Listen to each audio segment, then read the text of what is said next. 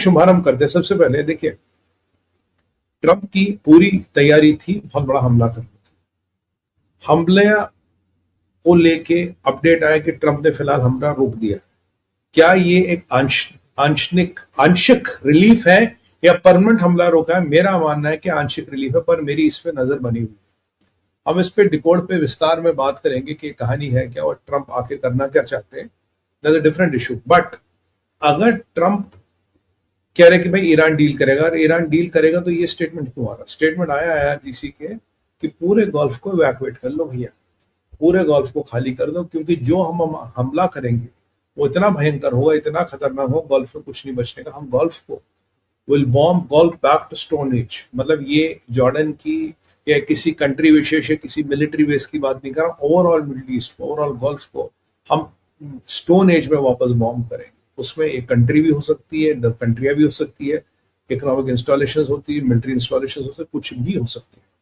तो ये आखिरकार ये आपको क्या लग रहा है कि हो क्या रहा है? क्योंकि धमकी बड़ी सीरियस है और आप जानते हैं कि अमेरिका ने कल ऑलरेडी अपने लोगों को कहा भाई तुम गल्फ छोड़ दो, इवैक्यूएट कर लो, क्योंकि गल्फ में रहना तुम्हारे लिए सेफ नहीं है, क्योंकि यहाँ परिस्थितियां कभी भी खराब हो सकती है। तो उसके बाद ये IRGC की धमकी ना, will bomb you back to stone age. और वो ये भी कह रहे हैं कि जो युद्ध है ये गल्फ तक सीमित नहीं रहेगा, इसके बाहर भी जाएगा, पर्शियन गल्फ के बाहर भी जाएगा। मतलब मोटा मोटा जहां हमारे मिसाइल्स की या जहां हमारी प्रॉक्सीज की रेंज है, हम वहां तक युद्ध को ले जाएंगे। तो सर ये बड़ा विचित्र समीकरण बन रहा है, ये बड़ा विचित्र घटनाक्रम बन रहा है कि युद्ध कहीं तक भी जा सकता था। तो अब अगर ईरान को न्यूक्लियर डील करनी है, अगर ईरान को सुलह करनी है, अगर ईरान सरेंडर करने को तैयार है, तो ये स्टेटमेंट आने का मतलब क्या है? आप बोलोगे सुमित भाई ये स्टेटमेंट तो डराने के लिए नहीं, they are very serious on this, they are this time very serious on this, क्योंकि इनके कुछ प्लान्स हैं जिसके अनुसार एक पर्टिकुलर कंट्री पे पूरा अटैक किया जाए, एक पर्टिकुलर शहर पे पूरा अटैक किया जाए, इंस्टॉलेशन पे अटैक किया जाए, उसको ध्वस्त किया जाए। यानी कि मेरे पास 1500-1600 मिसाइलें बची हैं, लॉन्ग रेंज की मानता हूँ 400-500 भी है, उनको मैं तीन चीजों पे डिवाइड करता हूँ, 150-150-150, और ऐसा भयंकर हमला करूंगा कि 150-200 मिसाइलें लाऊंगा, कुछ ना कुछ तो हो ही जाए। बट उसके बाद ईरान का क्या होगा आप जानते हैं, दैंड तो होना ही है, बट मरने से पहले तुझे भी मार डालो। ये कुछ एक समस्या हमारी सामने आ रही है। और आप जानते हैं गल्फ में तो 99% बंदा, 90% तो मुसलमान रहता है।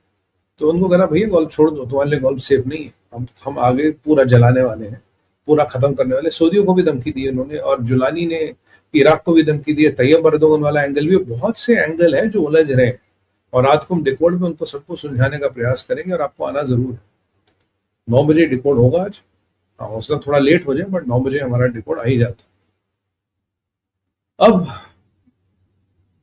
इजराइल से भी अमेरिका, जेरूसलम में इजराइल की एम्बेसी ने अभी अभी अमेरिकन को बोला आप इजराइल छोड़ के निकल, क्योंकि ईरान के पास कुछ तो तैयारी है, और कुछ बड़ी तैयारी, और ये टैक्टिकल न्यूक्लियर वॉरहेड या टैक्टिकल वेपन्स के यूज को भी आप नजरअंदाज नहीं कर सकते, क्योंकि पिकैक्स माउंटेन वगैरह मुझे नहीं लगता कन्वेंशनल वेपन से वहां कुछ हो।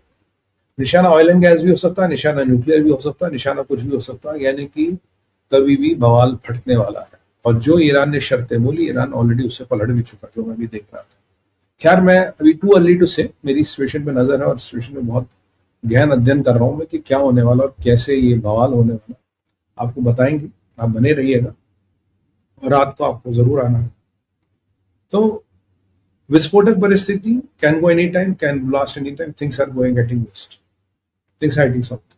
ये मैं आपको बिल्कुल क्लियर कर रहा हूँ, क्योंकि अब की बार जो मैं ट्रेंड्स पकड़ रहा हूँ, जिन लोगों से मेरी बात होती है, जिन सोर्सों को मैं ट्रैक करता हूँ, उनके माध्यम से आ रहा है इट इज सीरियस। ये कोई हल्का फुल्का नहीं। हाँ, ईरान की कैपेसिटी कम कर दी है, ईरान की मारक क्षमता कम हो गई है, बट अब भी वो कहते हैं ना, वो आखिरी बार वो जख्मी लोमड़ी जाके झपटती है, तो वो वाली बात है। जख्मी लोमड़ी है, एक बार फिर झपटने की कोशिश करेगी, देखते हैं क्या होता है। तो but this is a very serious threat, और यहाँ civilian areas are included, civilian infrastructure is included, कोई मिलिट्री इंफ्रास्ट्रक्चर को लेकर थ्रेट नहीं मिल रही, ये भी आपको बता दूं। तो सब आगे चलते हैं, आगे चलते हैं हम पाकिस्तान। हमारा दूसरा विषय पाकिस्तान। पाकिस्तान में जो आज बवाल मचा हुआ था, Munir can not handle Pakistan. Pakistan का मीडिया खुलेआम मुनीर से बगावत कर चुका, मुनीर से डरता नहीं, कहता है तेरे बस का पाकिस्तान हैंडल करना नहीं, हर एक चीज का आंसर बंदूक नहीं होता। भाई तूने वहाँ पीओजे में बंदूकें दिखाई, क्या हुआ? वहां की बंदूकें तेरे सामने खड़ी हुई, तुझे स्नैपर लगाने पड़े लोगों को मारने के लिए ईरान के मॉड्यूल में, क्योंकि ईरान में लोगों के पास बंदूकें नहीं थी, बंदूकें हैं। और अल्टीमेटली तेरे रेंजर कितना कंट्रोल कर लेंगे। और जो मौलाना डिजल है फजलुर रहमान, उसने तो बोल दिया यार अगर ये पीओके का मॉडल और जगह रेप्लिकेट किया जाए आनंद आ जाएगा, क्योंकि फिर आप क्या करोगे? अभी तो कह रहे हो आतंकवादी हमला करते हैं, ये करते हैं, वो करते हैं, पर तब तो आपके पास ये भी कहने को नहीं रहेगा आतंकवादी हमला करते। बोला साहब वो तो आजादी मांग रहे, प्रोटेस्ट करे, हमने प्रोटेस्ट क्यों मारे? और राइट टू डू प्रोटेस्ट। यानी कि हर चीज का सोल्यूशन बंदूक नहीं होती, कुछ चीजों का पॉलिटिकल सोल्यूशन आपने राजनीति से पॉलिटिशियन को निकाल के अलग कर दिया। आप हाइब्रिड बनना चाहते हो कुछ, मतलब एक दिन आप जर्नल होते, एक दिन आप प्राइम मिनिस्टर होते, या तो आपको प्राइम मिनिस्टर बनना है भाई, तुझे जाके कू कर ले, प्राइम मिनिस्टर बन जा, बैठ जा मुशरफ की तरह, अयूब खान की तरह, ज़ियाउल हक की तरह, या पपट पॉलिटिशियंस को आगे रखो, कठपुतली पॉलिटिशियंस को आगे रखो, जब जब इसका काम हो जाए उसको हटाते रहो, जो पाकिस्तान का स्टाइल है। तो मतलब मियाँ जी दोनों चीजें नहीं आएंगे ना तुम्हारे पास, ये भी आए वो भी आए, आगे कुआं पीछे खाई, दोनों तरफ हेड और टेल में दोनों तरफ ही हेड हो।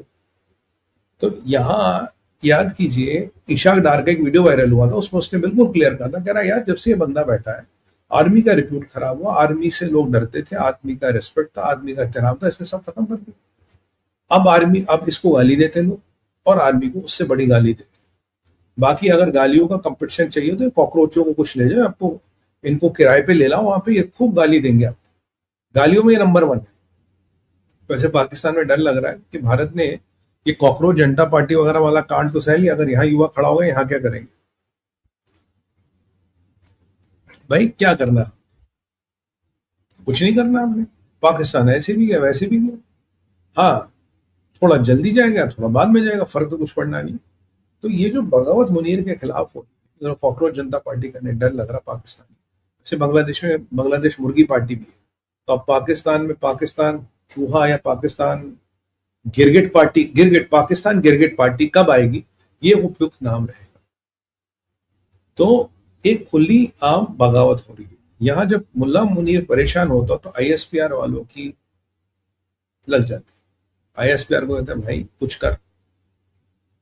आईएसपीआर का चौधरी आज नई चीजें कह रहा, कल कह रहा था जी डीएनए एक है, हिंदू डीएनए है, खुदा ने फरमाया हम काफिरों के साथ दोस्ती नहीं कर सकते, वो सब चल ही रहा था। आज इसने नया पैंतरा शुरू किया।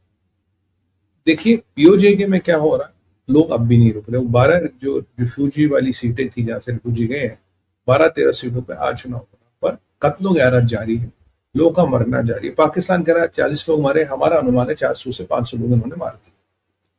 अब सूरत हाल कंट्रोल में नहीं है, they are losing the game, they are losing the